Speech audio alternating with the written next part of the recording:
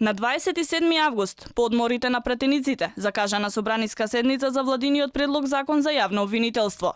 Поддршка за ова законско решение од политичките партии досега дадоа само владините коалициони партнери СДСМ и ДУИ, додека пак опозицијата и од македонскиот и од албанскиот блок не се согласува со истото, кое предвидува спојување на СЈО и обвинителството за организиран криминал и корупција на јавното обвинителство, со кое би требало да раководи обвинителката Вилма Русковска.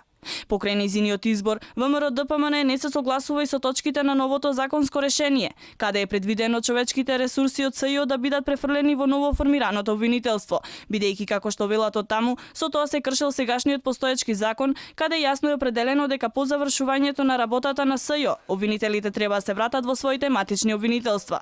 Од неголемата опозицијска партија предложија и свој предлог закон, во кој наместо финансиска независност само на ново формираното обвинителство, како што е предвидено во владиното решение, се предлага финансиска независност на целокупното државно обвинителство, односно од 0,8 до 1% од државниот буџет секоја година да се одвојуваат за потребите на државното јавно обвинителство, а парите да ги распределува државниот обвинител. Околу законското решение на владата реагира и невладините.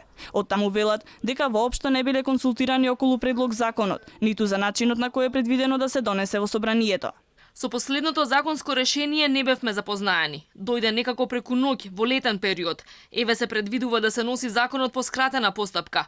Се тоа работи за кои ние во изминатите години бурно реагиравме. Ваков закон не може да се носи по скратена постапка. Ваков закон не треба да биде резултат на политички преговарања, односно преговори помеѓу партиите.